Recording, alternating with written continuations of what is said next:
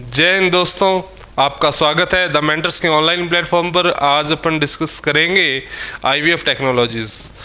IVF technologies अभी current हाल फिलहाल में एक मेन मुद्दा बना हुआ है। क्यों? इसके पीछे आपने कई न्यूज़ देखी होगी, कई आर्टिकल्स देखे होंगे कि जो सिद्धू मूसेवाला की डेथ हुई थी, उनके पेरेंट्स ने अभी एक बेबी कंसीव किया है, उन्होंने एक बेबी को वेलकम किया है। तो इस मुद्दे पर क्या हुआ कि जो सेंटर की यूनियन मिनिस्ट्री ऑफ हेल्थ है, उसने पंजाब गवर्नमेंट से जवाब मांगा कि क्या ये जो कंसीव हुआ है और ये जो प्रोसेस है, इस पर एक रिपोर्ट बनाकर हमें दीजिए। क्योंकि सिद्धू मूसेवाला की जो मदर है वो 58 ईयर्स ओल्ड एज के थे, तो इसी कारण ये मुद्दा क्या है, बहुत इंपॉर्टेंट हो जाता है। अब क्योंकि ये एक हाई प्रोफाइल मुद्दा है और चर्चा के अंदर है, तो हमें आज इसकी गहराई को समझते हैं कि आईवीएफ टेक्निक्स क्या होती है, आईवीएफ का यूज़ करके किन किन को बेनिफिशियरी कौन कौन हो सकते हैं आईवीएफ टेक्नोलॉजीज़ के, और जो करंट इशू चल रहा है वो क्या करंट इशू है कि क्यों यूनियन मिनिस्ट्री ऑफ हेल्थ ने पंजाब गवर्नमेंट से जवाब मांगा कि आप इस मुद्दे पर हमें रिपोर्ट दीजिए। हम स्टार्टिंग से डिस्कशन करेंगे, पहले आईवीएफ टेक्नोलॉजी के बारे में जानेंगे, फिर इस मुद्दे पर आएंगे।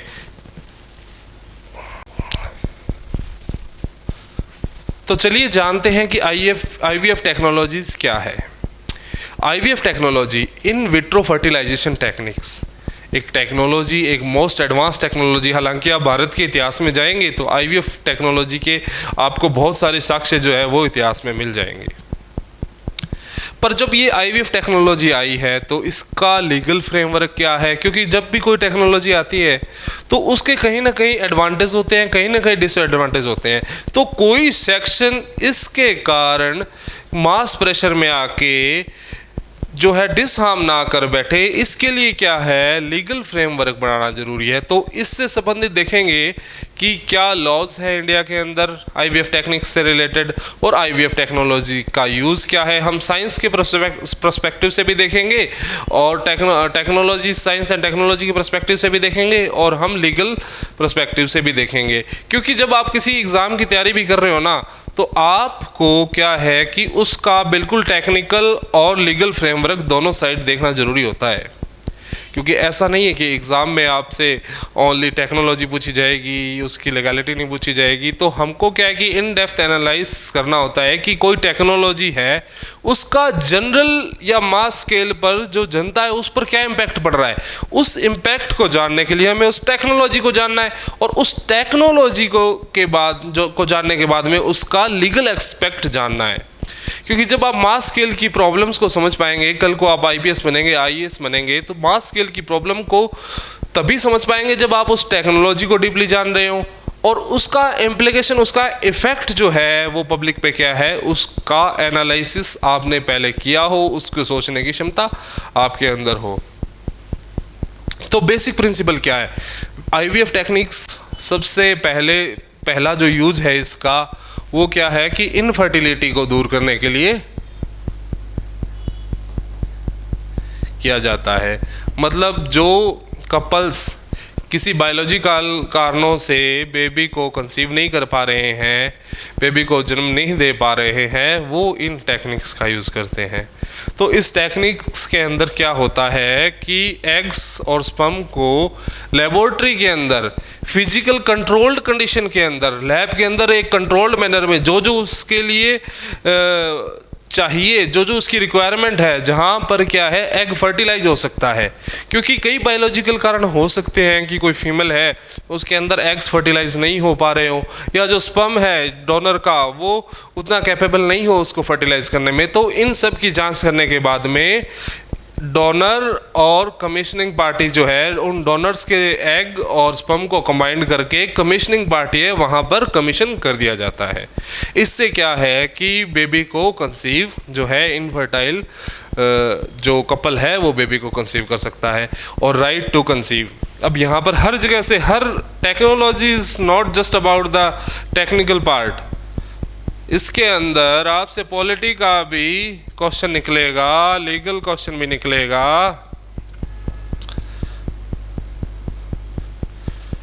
सब तरीके के क्वेश्चंस निकलेंगे। तो अभी क्या हो जाता है कि एक बेबी को कंसीव करने का किसी भी महिला का फंडामेंटल राइट है, ये उसके जीने के अधिकार आर्टिकल 21 के तहत राइट टू लाइफ के अंदर आता है। तो इसीलिए उस जो महिला है उसको बेबी कंसीव करने के लिए वो आईवीएफ टेक्निक्स का यूज़ कर सकती है। तो आईवीएफ टेक्निक्स का यूज़ किसके लिए होगा? इनफर्टिलिटी को दूर करने के लिए। और भी कई यूजेस है वो अपने देखेंगे। और कौन करेगा? जो कमीशनिंग पार्टी है, जो इनफर्टाइल है और जो क्या है कि बेबी को कंसीव जो है नहीं कर पा रहे कि नहीं बायोलॉजिकल कंडीशन के कारण। तो इसके अंदर क्या किया जाता है? एग्स को कंबाइन किया जाता है स्पर्म के साथ लेबोरेटरी के अंदर। फिर जब वो एग फर्टिलाइज हो गए तो हम उसको पुट कर देंगे किसी यूट्रस के अंदर। अब बहुत सारे केस बनते हैं इसके अंदर कि सर एग्स किसके होंगे, स्पर्म किसका होगा, यूट्रस किसका होगा, कहाँ पर फर्टिलाइज एग किस प्रकार से फर्टिलाइज एग है वो ट्रांसफ़र किया जाएगा। तो इन्हीं सब मुद्दों पर बात करेंगे हम।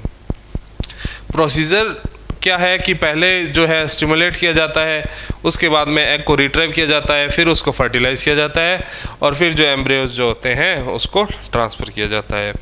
अब आईवीएफ जो है वाइडली यूज़ किया जाता है इनफर्टिलिटी के अंदर। और इसका जो समय है, इसका जो साइकिल है, आईवीएफ का जो साइकिल है वो 2 से 3 वीक्स का रहता है। I think it's all clear till now. अब देख लेते हैं प्रोसीजर, देख लेते हैं। प्रोसीजर के अंदर सबसे पहले आता है ओवेरियन हाइपर स्टिमुलेशन, यानी कि जिसने एग डोनेट करना है, एग डोनर है, उसको स्टिमुलेट किया जाता है एग प्रोड्यूस करने के लिए। क्योंकि कई बार क्या होता है, फिजिकल कंडीशंस होती है, कई हार्मोन चाहिए होते हैं एग को स्टिमुलेट करने के लिए, वो नहीं होते। तो वो क्या है, एक्सटर्नली स्टिमुलेशन किया जाता है, उसको हार्मोन्स प्रोवाइड किए जाते हैं ताकि जो है एग जो है स्टिमुलेट हो सके और जनरेट हो सके। फिर एग बनने के बाद में उसका क्या किया जाता है, रिट्राइवल किया जाता है। इसके लिए कौन सी टेक्निक्स होती है वो हम आगे देखेंगे। तो एग का रिट्राइव करके फिर जो एग हमने लिए हैं डोनर से, डोनर क्या है, देने वाला, जिसने अपने एग अपने अंदर स्टिमुलेशन किया, एग प्रोड्यूस किए और एग क्या है, दान कर दिए। अब एग जो दान किए वो स्पर्म के साथ मिक्स होंगे, कहाँ पर, लेबोरेटरी के अंदर। लेबोरेटरी के अंदर मिक्स हो गए। मिक्स करने के बाद में एग क्या है, फर्टिलाइज हो जाएगा।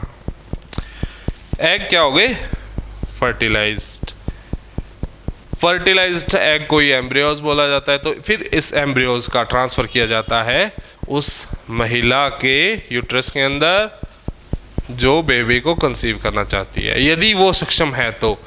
यदि वो सक्षम नहीं है और किसी अनदर जो है मदर का यूज़ करते हैं, उस कंडीशन में उस कंसेप्ट को यहाँ से सैरोगेसी बोला जाएगा।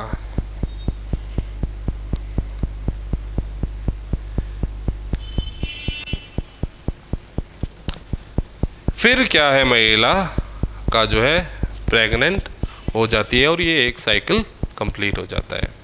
सैरोगेसी के लिए अलग एक्ट है और आईवीएफ टेक्निक्स के लिए इंडिया के अंदर अलग एक्ट है। आईवीएफ के लिए जो एक्ट है उसको बोला गया असिस्टेड रिप्रोडक्टिव टेक्नोलॉजी एक्ट।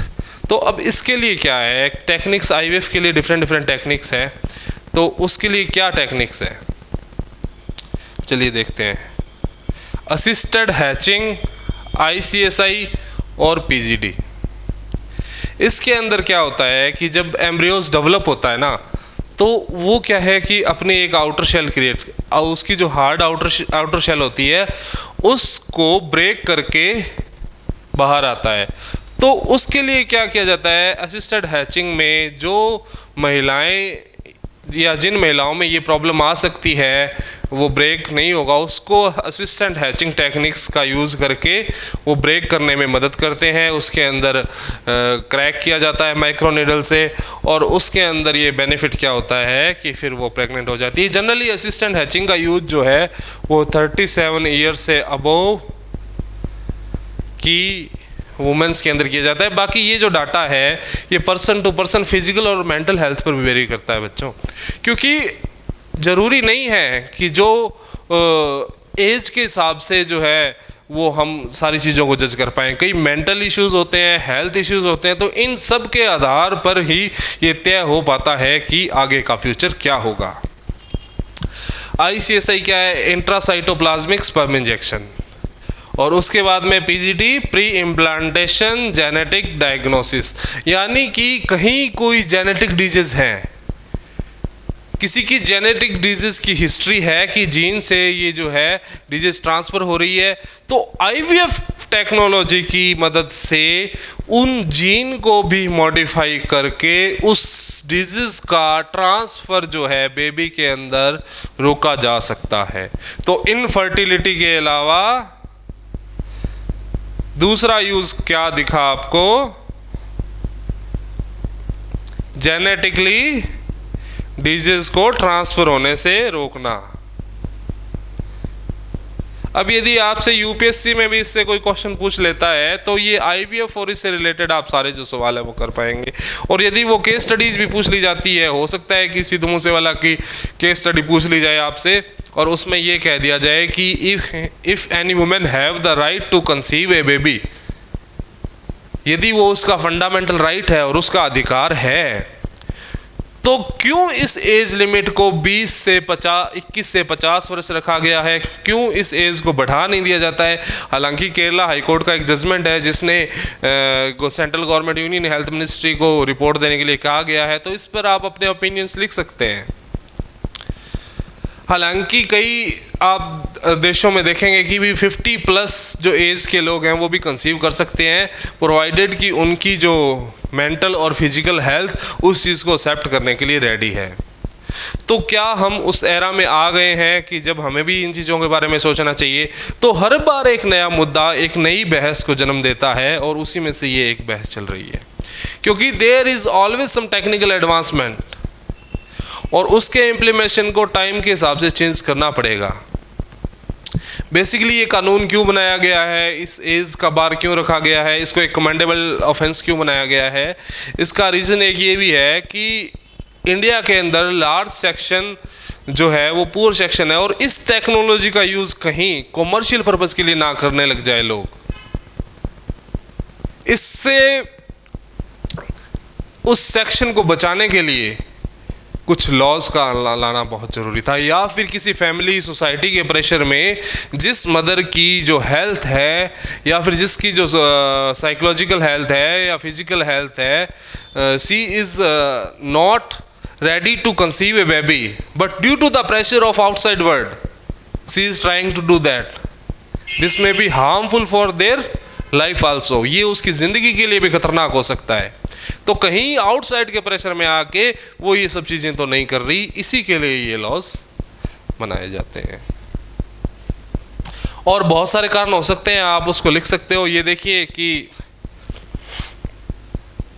क्या क्या यूजेस हैं कि IVF है, फ्रोजन एम्ब्रियो ट्रांसफ़र हो गया, इलेक्टिव सिंबल एम्ब्रियो ट्रांसफ़र हो गया, ESET बोलते हैं इसको, ICSI टेक्नोलॉजी हो गई, IVF plus egg donor, IVF plus donor sperm, natural IVF, mini IVF, ये अलग अलग टेक्नोलॉजीज़ के प्रकार हैं। आप इसको एक बार गो थ्रू कर ले, इन डेप्थ ज़्यादा एनालिसिस करने की आपको आवश्यकता नहीं है, आपको ऊपर से पता होना चाहिए। अब दूसरा यहाँ पर क्या आ गया, एग फ्रीजिंग के अंदर भी यूज़ आ गया, क्योंकि फ्रोज़न एम्ब्रियो ट्रांसफ़र लिखा हुआ है ना, फ्रोज़न इट मीन्स कि आज कोई महिला हेल्दी है, 24 की एज के अंदर वो हेल्थी एग प्रोड्यूस कर रही है, लेकिन she is not ready to conceive a baby, वो अभी बेबी को कंसीव करने के लिए तैयार नहीं है।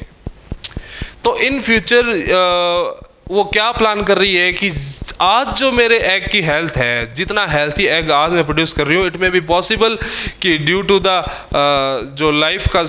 लाइफ स्टाइल वो एग उतना हेल्थी रहेगा या नहीं रहेगा। तो वो क्या है, अपनी हेल्थी एज में अपने हेल्थी एग को फ्रीज करवा के रखने हैं और उसी एग की सहायता से जब उसको लगे कि अब मुझे बेबी को कंसीव करना, क्योंकि ये क्या है कि पर्सनल राइट्स है ना, ये मदर्स का पर्सनल राइट है, ये पर्सनल परसेप्शन है कि कब उसको कंसीव करना है और कब उसको कंसीव नहीं करना। तो उस कंडीशन के अंदर वो अपने एग की फ्रीजिंग करवाते हैं और ज़रूरत पड़ने पर इसका यूटिलाइजेशन करते हैं।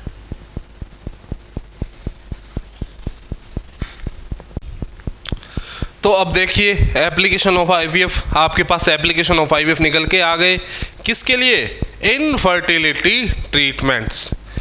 कपल जो कि कंसीव नहीं कर पा रहे हैं, इनफर्टिलिटी की प्रॉब्लम्स है, तो वो इस टेक्नोलॉजी का यूज़ कर सकते हैं। What is the second one? Genetic screening. कोई जेनेटिकल डिसऑर्डर है, क्रोमोसोमल एबनॉर्मलिटीज़ है, उसको क्या है इस टेक्नोलॉजी की सहायता से दूर किया जा सकता है। तीसरी हमने बात की थी एग फ्रीजिंग की। एग को फ्रीज करवाने के लिए भी वो है इस टेक्नोलॉजी का यूज़ कर सकते हैं। क्यों? क्योंकि they are not ready to conceive a baby right now, and now they have their healthy eggs, तो they would like to store that for the future purposes. अभी उनके पास हेल्दी एग हैं, वो उसको फ्यूचर पर्पस के लिए, भविष्य के उद्देश्यों के लिए स्टोर करना चाहते हैं। होपफुली आपने अब तक यहाँ जितना भी है वो समझ लिया है, और अब अपन आगे चलते हैं, अब एक्ट पे बात करते हैं। तो बच्चों, जब भी आपसे पूछे कि आईवीएफ टेक्नोलॉजीज़ के लिए इंडिया के अंदर एक्ट कौन सा है, तो ART act 2021। What does it mean? इसका मतलब असिस्टेड रिप्रोडक्टिव टेक्नोलॉजी, रिप्रोडक्शन के अंदर सहायता देने के लिए टेक्नोलॉजी है, उससे संबंधित एक्ट। ये एक्ट आया था 20 दिसंबर 2021 को। किसको मॉनिटर कर रहा था ये? ART बैंक्स और क्लिनिक्स जो इस आईवीएफ टेक्नोलॉजी को होस्ट करते हैं। इसके अंदर प्रोविज़न क्या क्या है? What is the law for IVF in India? India में इससे रिलेटेड लॉ क्या है कि जो वुमेन है वो 21 से 50 साल के बीच के अंदर जो है बेबी को कंसीव कर सकती है इस टेक्नोलॉजी की मदद से। यही प्रॉब्लम सिद्धू मूसेवाला के केस में आई है कि जब union health ministry of India ने पूछा है पंजाब गवर्नमेंट से कि जब ART एक्ट के अंदर 21 से 50 वर्ष की महिलाएं, वो भी क्या है, subjected to their physical and mental health are good. देखिए, medical and mental health criteria को स्टिपुलेट करती है, फुलफिल करती है, तो वो कंसीव कर सकती है 21 से 50 की आयु में। तो क्यों सिद्धू मूसेवाला की जो मदर है वो 58 ईयर्स की हैं? तो इस मामले में हमें रिपोर्ट दीजिए, क्योंकि वो इस एक्ट के तहत हाई रेज की साइड है। दूसरा क्या है कि जो गवर्नमेंट स्कीम है, इसके लिए कोई गवर्नमेंट स्कीम अवेलेबल है क्या? हमेशा ही कोई भी टेक्नोलॉजी पढ़ो, कोई भी टॉपिक पढ़ो, उससे रिलेटेड जो है स्कीम जरूर देखो। तो प्रधानमंत्री सुरक्षित मातृत्व अभियान के तहत जो है बेबी बॉर्न होने से पहले की जो चेकअप्स और टेस्टिंग है प्रेगनेंसी से पहले, प्रेगनेंसी टाइम के, वो इस योजना के अंदर बिल्कुल फ्री दिए जाते हैं, और उसी योजना के अंदर आईवीएफ को भी कवर किया है। दूसरा, जो आईवीएफ टेक्नोलॉजी को एडप्ट करना चाह रहे हैं वो 1 लाख रुपए तक की फाइनेंशियल एड भी इसके तहत ले सकते हैं। अब क्या है, दूसरा क्वेश्चन ये आएगा हमारे पास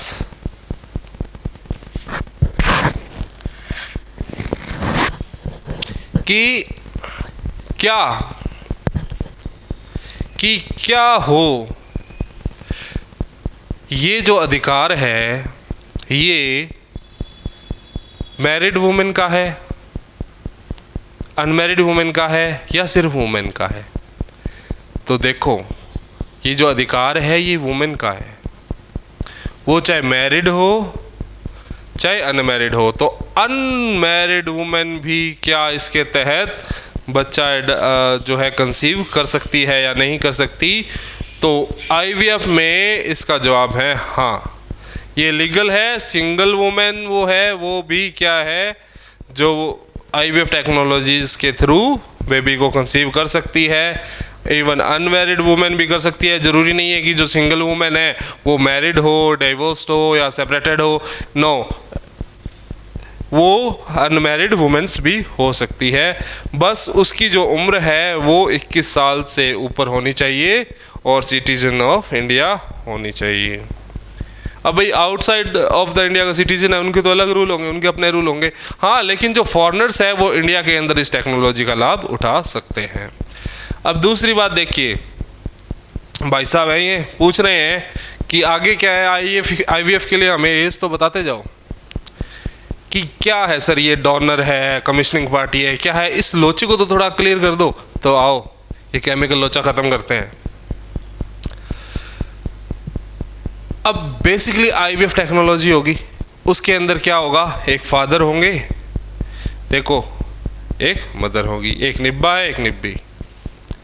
इनको क्या करना था, प्रेगनेंसी के लिए प्रेग्नेंट होना था इन महिला को और बच्चा जो है वो कंसीव करना था, पर किसी बायोलॉजिकल कारण से ये इसमें नहीं कर पा रहे। तो अब इनको क्या चाहिए, इनको ज़रूरत पड़ेगी, यदि ये एग प्रोड्यूस नहीं कर पा रहे हैं तो इनको ज़रूरत पड़ेगी एक हेल्दी महिला की, जो इनके लिए एग्स प्रोवाइड करवा दे, जिसके अंदर यहाँ से स्पर्म मिक्स होकर कहाँ, लैब के अंदर। अब तो आप सारा कंसेप्ट समझ चुके हो, और उसको फर्टिलाइज करवा लेंगे और उसको ये कंसीव कर लेंगी और ये प्रेग्नेंट हो जाएंगी। मातृत्व का भी एक अलग सुख है, तो ये महिला क्या है, इस सुख से महरूम नहीं रहेंगी। तो जो यहां से प्रोवाइड करवा रहे थे वो थे donor. If there is problem on male side, then there will be another man who can donate their sperm for the fertilization of egg. So in both case they are donor. Donors के लिए जो as है वो क्या है कि जो mail है वो 21 से 55 और फीमेल के लिए 23 से लेकर 35 का होना चाहिए। और दूसरी जो स्पेशल कंडीशन है वो क्या आती है, कोई भी महिला अपनी लाइफ में एक बार ही एग को डोनेट कर सकती है।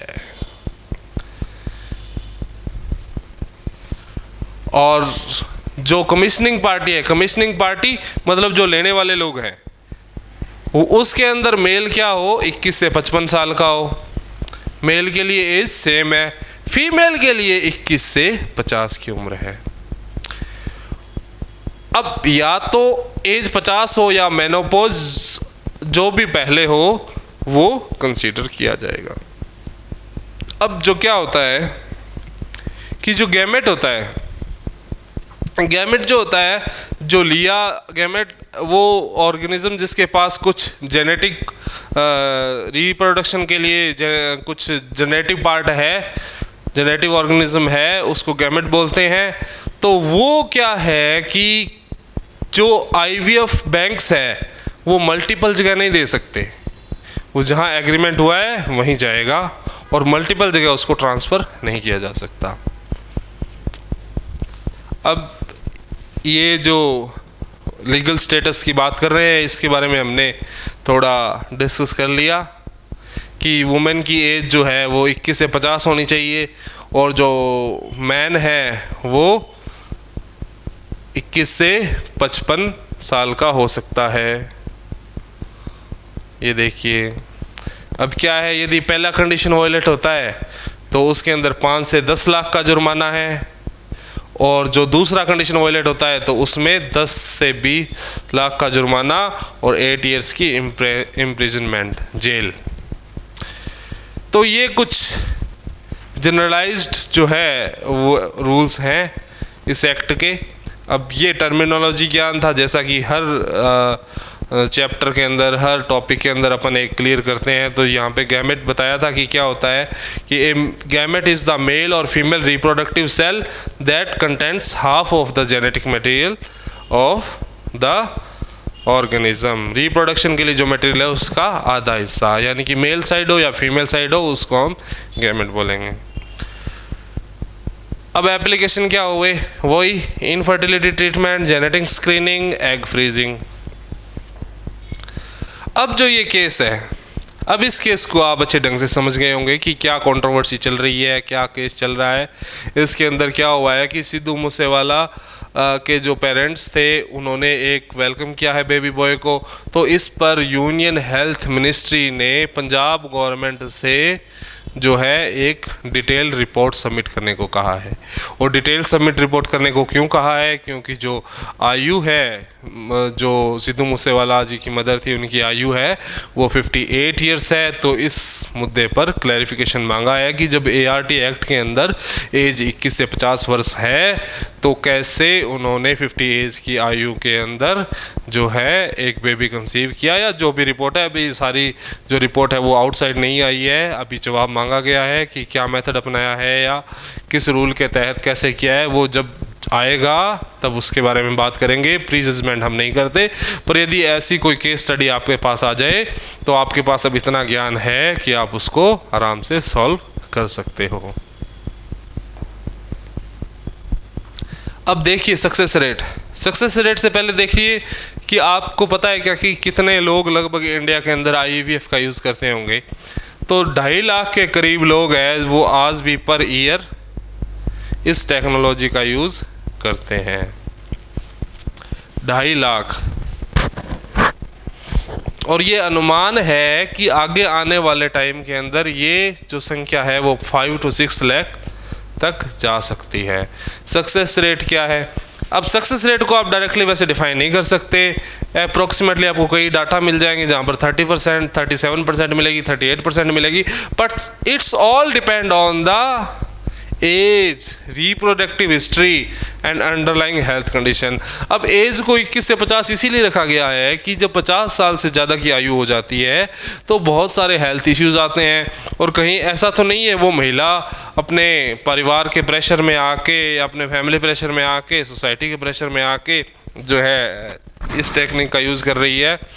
ऐसा ना हो इसलिए ही ये रूल बनाया गया और रिपोर्ट मांगी गई कि हो सकता है कि आप एक जो अबव मिडिल क्लास है उसको छूट देकर, ऐसा तो नहीं है कि आप अपने पीछे बहुत सारे लोगों को इस काम के लिए प्रमोट कर रहे हैं और उनकी ज़िंदगियां ख़राब हो सकती है। लेकिन अभी ये कोई जजमेंट नहीं है, अभी सारी चीज़ों को बाहर आने दें। जब वीडियो आए, जब रिपोर्ट आएगी तो मैं आपके लिए नई वीडियो ले आऊँगा। ऐसे ही हम नए नए मुद्दों की चर्चा करते हैं, करंट से रिलेटेड इशू है उसका इन डेप्थ एनालिसिस करते हैं। तो ऐसे आप मेरे साथ जुड़े रहें। अभी साइंस एंड टेक का जो आगे आने वाले वीडियोज़ हैं उसके अंदर और मैं अपडेट देता रहूँगा, करंट पे चर्चा करेंगे। साइंस एंड टेक्नोलॉजी UPSC और RS के लिए जल्द ही स्टार्ट होने वाला है। तो एथिकल कंसिडरेशन भी है, एथिकल कंसिडरेशन को हमने अभी डिस्कस कर लिया। और जो आउटकम को फैक्टर अफेक्ट करते हैं वो क्या है? एम्ब्रियो की क्वालिटी, यूट्रिन रिसेप्टिविटी और लाइफस्टाइल फैक्टर्स। ये सब जो है इसका जो आउटकम है उसको डिफाइन करते हैं। करंट चैलेंजेस क्या है? करंट चैलेंज देखो क्या है ना, कोई भी टेक्नोलॉजीज आती है तो वो स्टार्टिंग के अंदर तो कॉस्टली होती है, तो इसके अंदर कॉस्ट बैरियर, उसके बाद के अंदर भी जो केयर है उसको एक्सेस करना। अब जो डोनर है, डोनर दे रहा है, डोनर एक अपना हेल्दी लाइफस्टाइल जी रहा है, पर उसने किसी के प्रेशर में आके दिया है या फिर अपनी मर्जी से दिया है, तो उसकी अपनी केयर तो बढ़ गई ना। तो इसके अंदर एक्ट के अंदर एक इम्प्रोविज़न ये भी है कि उसके लिए आपको जो है इंश्योरेंस भी देना पड़ता है इस टेक्नोलॉजी के अंदर। तो इमोशनल इम्पैक्ट भी है पेशेंट्स के ऊपर। हो सकता है कि जिसने डोनेट किया है, स्पर्म डोनेट किया है, एग डोनेट किया है, उसका बाद में बाद में मेंटल अटैचमेंट हो जाए कि नहीं ये मेरा है। तो मैं आपको बता दूं कि जो डोनर है उसका उस बायोलॉजिकल बच्चे पर, जो बच्चा पैदा हो गया, उस पर कोई भी राइट नहीं बनता आफ्टर दिस प्रोसेस। वो बायोलॉजिकल फादर और मदर उसके कौन होंगे? वही होंगे लीगल फादर और मदर जो कमीशनिंग पार्टी है। ये मैटर नहीं करता कि बायोलॉजिकली उसका फादर या मदर कौन था। तो फ्यूचर ट्रेंड्स क्या है कि अभी इससे रिलेटेड कई टेक्नोलॉजीज़ है, एडवांसमेंट हो रहा है, कई जेनेटिकल डिजीज़ है उनको दूर करने में मदद मिल रही है, और फ्यूचर के अंदर इसका स्कोप और बढ़ने वाला है, और टेक्नोलॉजिकल डेवलपमेंट हो रही है, जेनेटिक डिसऑर्डर को जो है दूर करने की कोशिश की जा रही है इस टेक्नोलॉजी के साथ। तो हो सकता है कि आने वाले टाइम में एक क्रांतिकारी टेक्नोलॉजी हो। और रेगुलेटरी कंसिडरेशन ये है कि अब जेनेटिक मैनिपुलेशन से लेकर ये एक छोटी सी जानकारी और है कि क्या कोई ऐसा स्टेट है जो आईवीएफ टेक्निक्स है उसको फ्री ऑफ कॉस्ट प्रोवाइड करवाता है। तो गोवा जो है वो देश का पहला राज्य बना था जो आईवीएफ ट्रीटमेंट्स को जिसने फ्री ऑफ कॉस्ट किया था। बाकी कर्नाटका, गुजरात, महाराष्ट्र और मध्य प्रदेश ये जो है वो इसका फ्री ट्रीटमेंट कई अलग अलग रूपों के अंदर करवाते हैं। इसको याद करने के लिए एक ट्रिक बताऊंगा अभी। अब आपके लिए एक सवाल क्या है कि under the surrogacy act 2021 surrogacy क्या थी हमने थोड़ा समझा। सरोगेसी एक्ट के ऊपर भी एक डिफरेंट वीडियो बनाएंगे, लेकिन सरोगेसी एक्ट के अंदर सरोगेसी है वो परमिशिबल है ओनली अल्ट्रुइस्टिक पर्पसेस और for couples with proven infertility और डिजीज। तो ये कौन सा टाइप है ये आप ज़रूर पढ़ें और मेरे नीचे वीडियो के अंदर कमेंट करें। हालांकि इसके बारे में मैंने जो है वो जिक्र इस वीडियो के अंदर कर दिया है। तो उस जो ट्रिक है कहाँ कहाँ फ्री है उसको याद रखने के लिए उसके लिए आपको भाई साहब घुमा के लाते हैं इंडिया। आपको जाना है मध्य प्रदेश की इस जगह से यदि आपको गोवा आना हो तो आप कैसे आएंगे? पहले गुजरात, महाराष्ट्र, फिर गोवा। अब गोवा के बाद क्या है? कर्नाटका। तो आपको यहाँ से यहाँ तक आने के लिए जितने स्टेट चाहिएंगे उन सब में आईवीएफ फ्री है। शुरुआत कहाँ से करनी है? मध्य प्रदेश से।